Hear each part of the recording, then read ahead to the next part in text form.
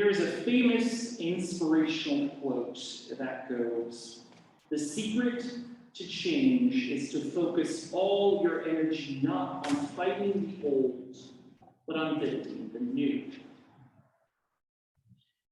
This quote is often attributed to the ancient Greek philosopher Socrates and has been featured prominently on a slew of inspirational materials and other personal development posters over the years.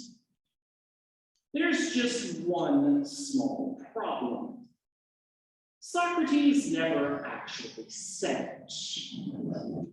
Or actually, someone named Socrates said it, but not the famous Socrates you're thinking of that we all learned at school. The quote actually comes from the 1980 book, The Way of the Peaceful Warrior, written by author and motivational speaker Dan Millman. Millman was a world-class gymnast who won several international medals for the United States until his career was cut short after his leg was shattered in a motorcycle accident.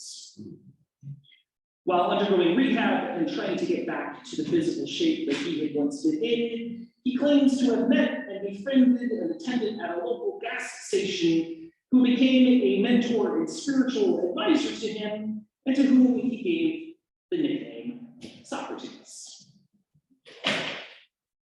As a self-professed aficionado of inspirational quotes, I will be the first to tell you that the most important thing is not getting hung up on the dubious origins of which Socrates actually said it, but what the words of the quote are trying to say and the message they have that speaks to our reality in the present day. That reality is that this sacred space, which has been a pillar of the Stockton community and has meant so many things to so many people over the years, is very much seeking a way of building the new. This beloved community has felt the effects of 3 years' worth of a global pandemic that had a catastrophic effect on our way of life in ways that we never imagined. It has left many of us exasperated, holding our hands out to the side, wondering how do we ever get back to the way that things were, the way that we once knew them. In the midst of those 3 years, this church that has seen so much history over the years went through a maddening amount of changes in what seemed to be so short a time frame. For being a place where the doors were always open and where there was always a flurry of events and other activities going on, to the doors being closed and the events being postponed. From seeing each other day in and day out, to not knowing if and when we would ever get to see each other again. From people who we became accustomed to seeing all the time, to people who we do not see anymore, either because they moved away or because they are physically no longer with us, but live on in our hearts and in our memories. From having one longtime minister at the beginning of the pandemic to taking a chance on a new, young, untested, yet ruggedly handsome minister from Texas, Mexico.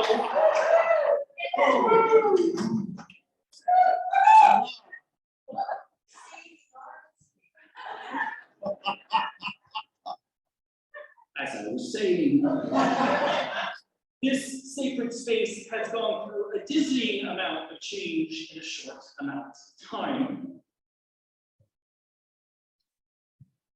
I do not mention all of these events because I wish to dwell on the past. Ultimately, the past is just that, in the past. But I mention them because, as uncomfortable and traumatic as these events may have been, and as much as we would love nothing more to forget them, they do form a part of the history that is contained within the walls of this church.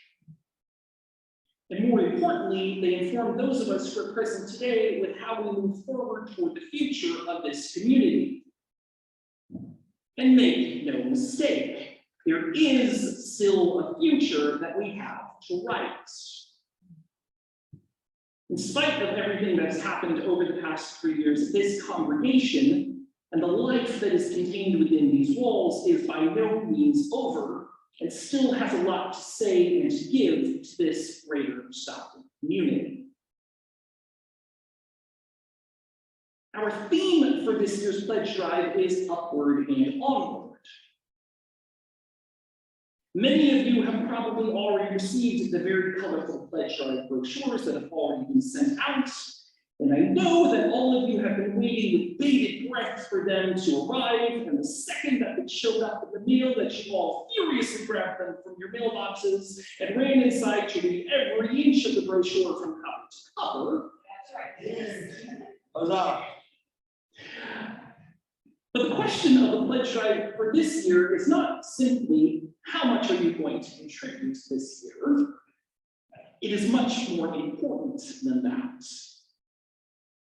The bigger question that we need to be asking ourselves is, how are we going to grow the church into the future to have it be the very important part of the Stockton community that we know we can be? What does that growth for the future look like? As Unitarian Universalists, we know that generosity is a key component of our faith. We believe in the inherent worth and dignity of every person, and we strive to create a world where everyone has the opportunity to thrive. But we cannot do this work alone. It takes the commitment and support of each and every one of us to make our vision a reality. We know that this church is the product of years' worth of contributions, gifts, and sacrifices made so that this building and this community continue to be a reality for those to whom this place holds so much importance. And also because we know that there are many others in the Stockton and Central Valley who have been searching for and seeking a place like ours, and a group of individuals who are hungry to welcome them in as the beautiful souls that they are and show them the love that they have been longing for. How do you define what it means to give generously? What does generosity mean to you? Why do you give? Is it a sense of obligation? A desire to make the world a better place? A recognition of the blessings that you have received and the desire to share them with others? As much as we all have stories of what it is that eventually brought us into the doors of this new community, we all have stories about what giving means to us and the reasons behind why we take it upon ourselves to give. For me, giving is an act of radical love.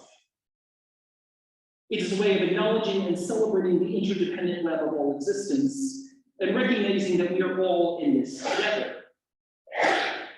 When we give, we affirm our connection to one another, and we create a ripple effect of kindness and compassion that extends far beyond ourselves. We are also celebrating and affirming the beloved community of which we are a part, both within the church walls and beyond, that has meant so much in our lives, and how much we want to see that beloved community continue forward as something that we are able to share with future generations of UUs and others that are to come. Of course, giving can be challenging at times. We may feel stretched thin or worried that our contributions won't make a difference. But I want to remind you that every gift, no matter how small, matters. Every dollar, every hour, every act of kindness has the power to transform lives and create positive change. And I also want to take a moment to make something very clear. We are always grateful to those with the means and the ability to give financially to the work and future of this church. And of course, those financial contributions will go a long way to help sustain the church and the mission and vision that it seeks to realize in the world. But it is through all of the contributions of those church members throughout the years, all the blood, sweat, tears, time, and talents that have made First Unitarian Universalist Church of Stockton what it is. It is the reason that there has been a continued Unitarian presence here in Stockton for 131 years. It is the reason that this church building has been on the same street corner for 90 plus years, continuing to be the beacon of the community that it has been, and that I have no doubt will continue to be. Even if you were not able to give of yourself financially to support this church, we value your support in other ways. There are many important and necessary committees and other groups who do the work behind the scenes that are so valuable to the work that we do here. Believe me, your minister would go crazy and not get half of the things that he needs to get done if it was not for the support that the leadership of the communities within this church demonstrates. Even if you were sitting there thinking, maybe I can try to be a worship associate. Maybe I can volunteer to serve on the personnel committee. Maybe I can help out RE. Maybe I can do something to help that they don't even know that they need yet. Generosity can and often does take many different forms. And any way that you can find to exercise that generosity will always be appreciated beyond your words. What are ways that you are able to contribute to help see this church community forward into the future? How can you help us imagine and realize what the next chapter of First U Stockton's history look like? So, I invite you to consider what you can give this year. Maybe it's a little more than last year, or maybe it's a gift for the first time. Maybe it's an offering of your time and talents, or a commitment to showing up for your fellow congregants in time of need. Whatever you are able to give, know that it is deeply appreciated and that it will make a tangible difference in the lives of those around you. Thank you for your generosity and for being a vibrant part of our Unitarian Universalist community. May we go forth from this sacred space with hearts full of gratitude, minds open to possibility, and hands ready to serve. May it ever continue to be so. Blessed be. Amen. Shalom. Assalamu alaikum. Namaste. Thank you all so much.